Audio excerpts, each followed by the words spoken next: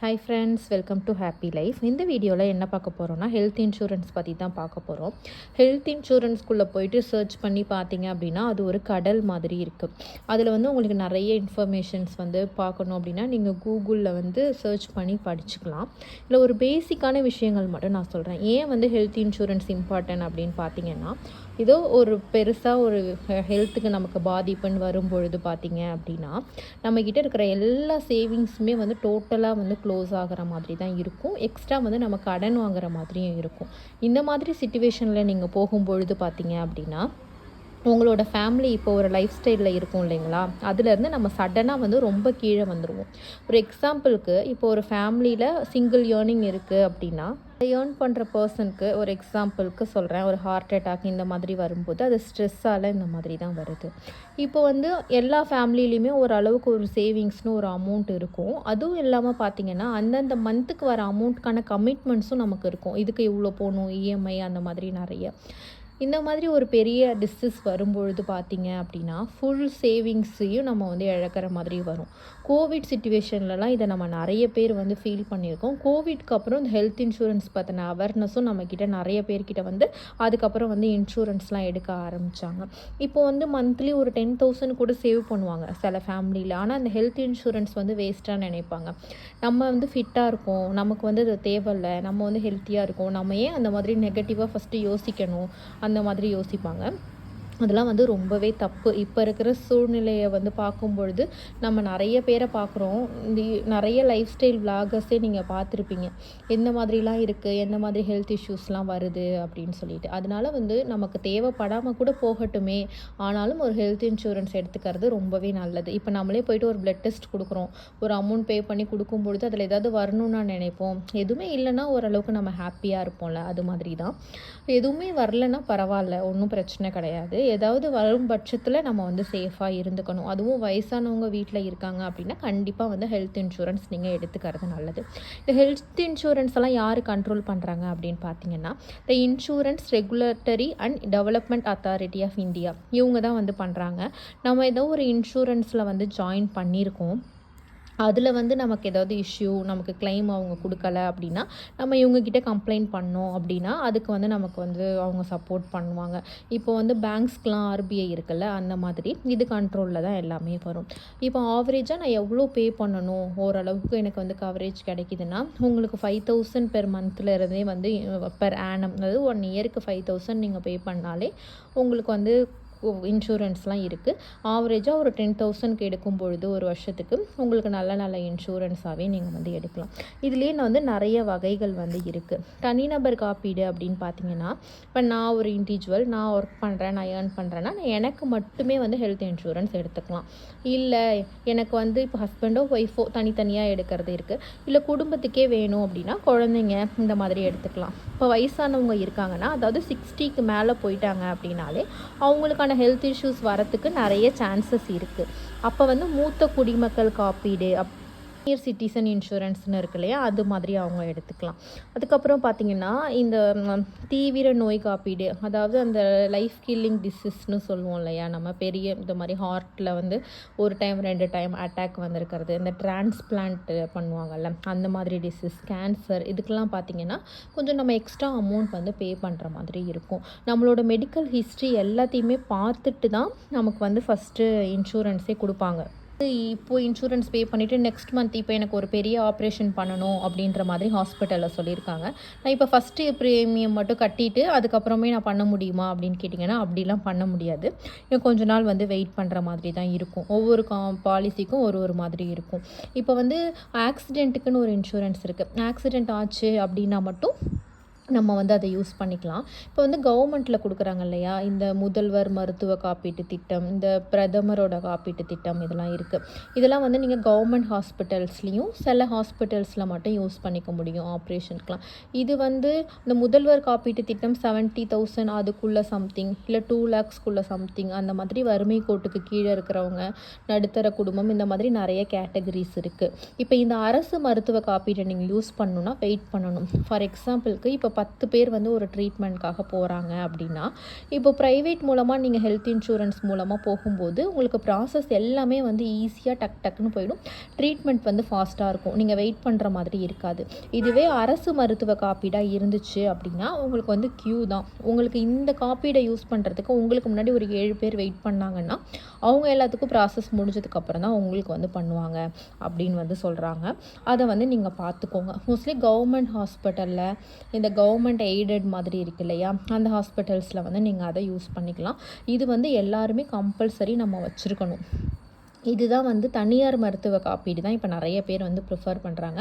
இதில் நிறைய இருக்குது. இதுக்கு வந்து இன்சூரன்ஸ் வந்து ஹை அமௌண்ட்டாக இருக்குது. ட்ரீட்மெண்ட்டும் நம்ம பெரிய பெரிய கார்ப்பரேட் ஹாஸ்பிட்டல்ஸ்லலாம் போய் பார்த்துக்கலாம். கவரேஜ் அமௌண்ட் வந்து நல்லாவே கொடுக்குறாங்க. ரூம் எல்லாத்துக்கும் சேர்த்து கவர் ஆகிற மாதிரி உங்களுக்கு இருக்குது. ஃபஸ்ட்டு நம்ம வந்து பாலிசி எடுக்கிறதுக்கு முன்னாடி நமக்கு என்னென்ன காம்ப்ளிகேஷன்ஸ் இருக்கோ எல்லாத்தையும் வந்து அவங்கக்கிட்ட வந்து ஷேர் பண்ணிடணும். இப்போது வந்து எனக்கு சுகர் இருக்குது, தைராய்டு இருக்குது, இதெல்லாம் மறைச்சிட்டு நான் பாலிசி எடுத்துடுறேன், அதுக்கப்புறம் நான் கேட்கும்போது எனக்கு இப்போ தான் வந்துச்சு அப்படின்ற மாதிரி சொல்லிக்கிறேன் அப்படின்னா அதுக்கான ட்ரீட்மெண்ட்லாம் உங்களுக்கு வந்து கவர் ஆகாது. ஒரு 1000 ருபீஸ் 2000 ருபீஸ் கொஞ்சம் அதிகமாகலாம் இதெல்லாம் இருக்கிறதால.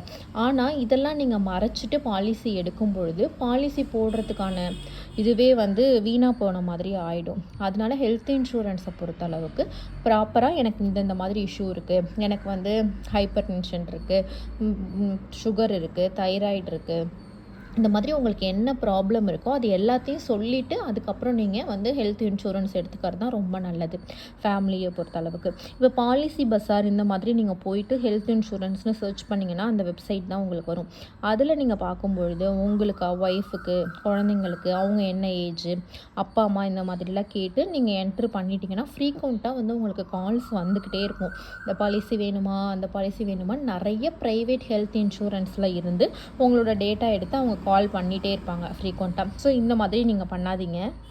டிட்டோ அப்படின்னு சொல்லிட்டு ஒரு வெப்சைட் இருக்குது. அதுக்குள்ளே போயிட்டு நீங்கள் இந்த டீட்டெயில்ஸ்லாம் வந்து தெரிஞ்சுக்கலாம். இல்லை உண்மையாலுமே வந்து உங்களுக்கு நீட் இருக்குது, பாலிசி எடுக்கணும், நிறைய பாலிசிஸ் பற்றி தெரிஞ்சுக்கணும் அப்படின்னா நீங்கள் பாலிசி பஸாரில் உங்கள் நம்பர் வந்து கொடுக்கலாம். இதை விட ஒரு பெஸ்ட்டாக நான் என்ன சொல்கிறேன் அப்படின்னு பார்த்தீங்கன்னா, நமக்கு நியர்பையில் ஒரு ஹாஸ்பிட்டல் இருக்கும். இதோ ஓரளவுக்கு ஒரு பெரிய ஹாஸ்பிட்டல் இருக்கும். மேக்ஸிமம் நம்ம எமர்ஜென்சி அப்படின்னா என்ன பண்ணுவோன்னா அங்கே தான் போவோம். அங்கே வந்து நம்ம இன்பேஷண்ட்டாக இதுக்கு முன்னாடி அட்மிஷன் கூட போட்டிருப்போம். எனக்கு தெரிஞ்சு நீங்கள் அந்த ஹாஸ்பிட்டலில், அதாவது நான் சின்ன சின்ன கிளினிக்ஸ் சொல்லலை, இந்த மல்டி ஸ்பெஷாலிட்டி ஹாஸ்பிட்டல் அந்த மாதிரி இருக்கும் இல்லையா வீட்டுக்கு நியர்பையில், அங்கே வந்து எந்த இன்சூரன்ஸ் கம்பெனி கூட அவங்களுக்கு வந்து டைப் இருக்குது அப்படின்றத கேளுங்க.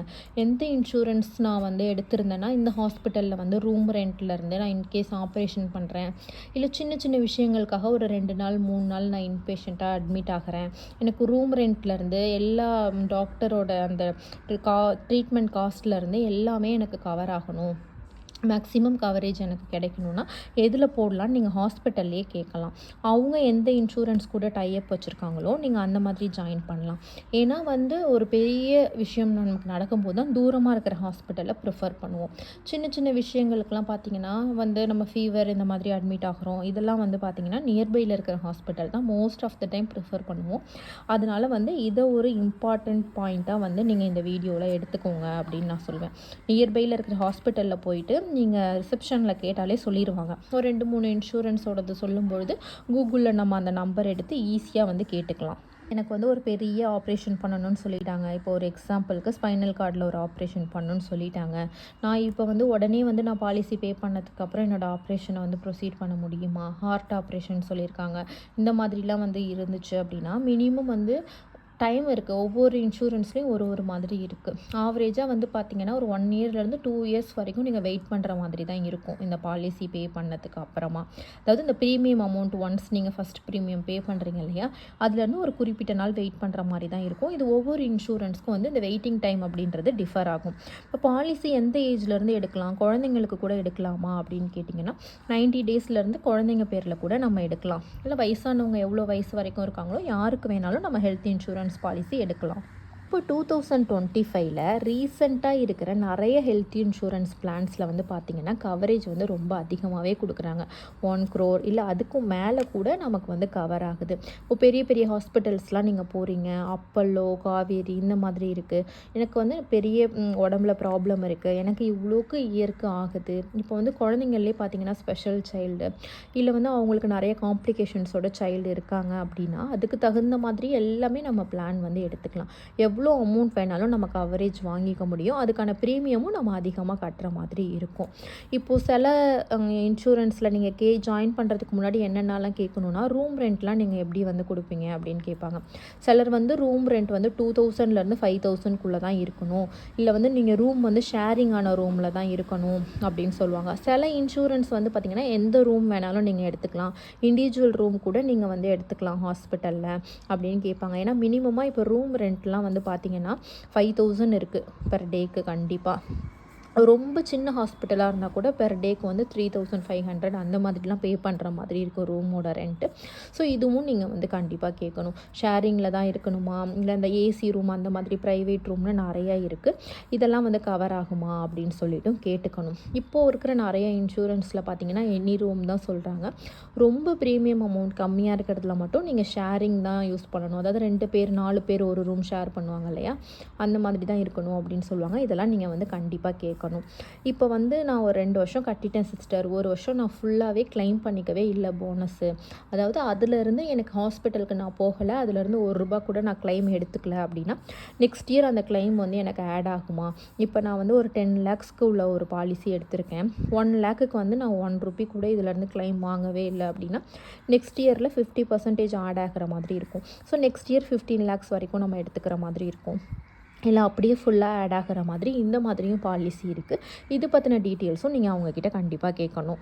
நான் கூகுள் பண்ணி பார்த்தேன் அப்படின்னா எனக்கு நிறைய வந்து ப்ரைவேட் ஹெல்த் இன்சூரன்ஸ் வருது. ஃபார் எக்ஸாம்பிள் இது எந்த பர்டிகுலர் ஆர்டரும் கிடையாது, ஒரு எக்ஸாம்பிளுக்கு தான் எழுதியிருக்கேன். நிறைய பேருக்கு தெரிஞ்சது வந்து பார்த்திங்கன்னா ஸ்டார் ஹெல்த் இன்சூரன்ஸ் அப்படின்னு தான் சொல்லுவாங்க. அதை விட நிறைய நல்ல நல்ல பாலிசிஸ்லாம் இருக்குது. இப்போ ஐசிஐசிஐயில் இருக்குது, கோட்டாக்கில் இருக்குது, ஹெச்டிஎஃப்சியில் இருக்குன்னு ஒரு பாலிசி இருக்குது, ஐசிஐசிஐ லம்பார்ட் இருக்குது, அல்டிமேட் கேர்னு ஒன்று இருக்குது, மேனிபல் சிக்னான் இருக்குது, டாட்டாவில் ஏஏஜி இருக்குது, எஸ்பிஐலையும் ஜென்ரல் ஹெல்த் இன்சூரன்ஸ் பாலிசி, இந்த மாதிரி நிறைய பாலிசிஸ் வந்து இருக்குது. நீங்கள் கூகுளில் ப்ரௌஸ் பண்ணி பார்த்தா தெரியும். இந்த மாதிரி இன்னும் எழுதிக்கிட்டே போகலாம். இது எந்த பர்டிகுலர் ஆர்டருமே கிடையாது. நீங்கள் ஜஸ்ட் என்கொயரி பண்ணாலே ப்ரௌச்சர் வந்து உங்களுக்கு அனுப்பிடுவாங்க. இப்போலாம் எல்லோரும் தமிழ் போத் இங்கிலீஷ் ரெண்டுத்துலேயுமே ப்ரௌச்சர் இருக்குது. உங்களுக்கு எது கம்ஃபர்டபுளான லாங்குவேஜோ அதில் நீங்கள் ப்ரௌச்சர் வாங்கி கிளியராக வந்து படிச்சுக்கலாம். ஹெல்த் இன்சூரன்ஸ்க்குன்ட்டு இப்போ எல்ஐசிக்கெலாம் ஏஜென்ட் இருக்காங்க இல்லையா, அந்த மாதிரி ஹெல்த் இன்சூரன்ஸ் ப்ரொவைட் பண்ணுறதுக்கும் நிறைய ஏஜென்ட்ஸ் இருக்காங்க. அந்த ஏஜென்ட் மூலமாக போகும்போது நல்லா என்கொயரி பண்ணி விசாரித்து நம்ம நல்ல பாலிசியாகவே எடுத்துக்க முடியும். பாலிசி வந்து நல்ல பாலிசியாக இல்லையா அப்படின்றத நம்ம எப்படி வந்து சூஸ் பண்ணலாம் அப்படின்னு கேட்டிங்கன்னா, கிளைம் செட்டில்மெண்ட் ரேஷியோ அப்படின்னு ஒன்று இருக்குது. அதாவது சிஎஸ்ஆர் அப்படின்னு சொல்லுவாங்க. இது வந்து 100 அதாவது இப்போ 100 பேர் பாலிசி போட்டிருக்காங்கன்னா அதில் எத்தனை பேருக்கு வந்து கிளைம் கொடுத்துருக்காங்க, அதாவது கிளைமுக்கு அப்ளை பண்ணுவாங்க இல்லையா. இப்போ வந்து பாலிசி போட்டுட்டு 100 பேர் வந்து ட்ரீட்மெண்ட் எடுத்திருக்காங்க, அதுக்கு யார் வந்து உடனே கிளைம் வந்து கொடுத்துருக்காங்க, கம்மியான கிளைம் கொடுத்தவங்க யார் அப்படின்றத கண்டுபிடிக்கிறதுக்கு தான் இந்த சிஎஸ்ஆர்னு சொல்கிறது, கிளைம் செட்டில்மெண்ட் ரேஷியோ. சில பாலிசியில் என்ன பண்ணுவாங்கன்னு பார்த்தீங்கன்னா, உங்களை இழுத்து அடிப்பாங்க, அந்த டாக்குமெண்ட் வாங்கிட்டு வாங்க, இதுக்கான மெடிக்கல் சர்டிஃபிகேட் வாங்கிட்டு வாங்க, இது வந்து ஸ்கேன் பண்ணதுக்கான ப்ரூஃப் வாங்கிட்டு வாங்க, இல்லை வந்து எக்ஸ்ட்ரா இந்த க்ளவுஸ் இந்த மாதிரி மெட்டீரியல்ஸ்க்கெலாம் நாங்கள் வந்து கொடுக்க மாட்டோம் கிளைமு, இல்லை ரூம் ரெண்ட்டில் நாங்கள் இவ்வளோ தான் கொடுக்க முடியும், அந்த மாதிரிலாம் பாலிசி எடுத்ததுக்கப்புறம் மாற்றி பேசுகிறதுக்கான இதுவும் இருக்குது. அதெல்லாம் வந்து பார்த்திங்கன்னா கிளைம் கொடுக்காம இழுத்து அடிக்கிறதுன்னு சொல்லுவாங்கள்ல, அவங்களுக்குலாம் வந்து இந்த சிஎஸ்ஆர் வந்து ரொம்ப வந்து பேடாக இருக்கும். யாருக்கு வந்து இந்த கிளைம் செட்டில்மெண்ட் ரேஷியோ வந்து ரொம்ப அதிகமாக இருக்கோ அந்த பாலிசி தான் நம்ம வந்து கண்டிப்பாக சூஸ் பண்ணணும்.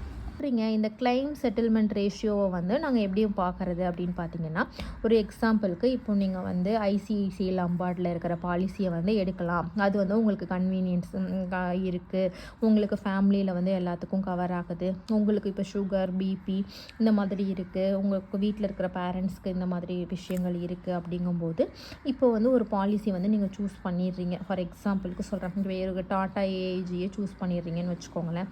இப்போது இந்த டாட்டா ஏஏஜி பற்றி நீங்கள் ஃபுல் இன்ஃபர்மேஷனும் தெரிஞ்சுக்கணும். அவங்க ப்ரௌச்சர் கொடுக்கறது இல்லாமல் டாட்டா ஏஐஜிக்கு இந்த கிளைம் செட்டில்மெண்ட் ரேஷியோ எப்படி இருக்குது, பாலிசி போயிட்டு இந்த மாதிரி என்கொயரி பண்ணுறீங்க பாலிசி பஸாரில் அப்படின்னா இந்த மாதிரி நீங்கள் மேலா ஃபீமேலான்னு கேட்கும். இப்போ மேலாக இருந்தீங்கன்னா உங்களுக்கு ஒய்ஃபுக்கு குழந்தைங்க எத்தனை பேர் இருக்காங்க, ஃபாதரா மதர், இன்னும் மோர் மெம்பர்ஸ் ஆட் பண்ணணும்னா அவங்க எல்லாமே ஆட் பண்ணிவிட்டு கண்டினியூ கொடுத்தீங்கன்னா உங்களுக்கு ஆப்டான பாலிசிஸ்லாம் வரும். இந்த கிளைம் செட்டில்மெண்ட் ரேஷியோ எப்படி செக் பண்ணணும்னா, இப்போ இந்த Aditya Birla health insurance, Niva, Bajaj care, star health insurance, இந்த மேனிபால், இந்த மாதிரி நிறைய இன்சூரன்ஸ் வந்து வரும் உங்களுக்கு.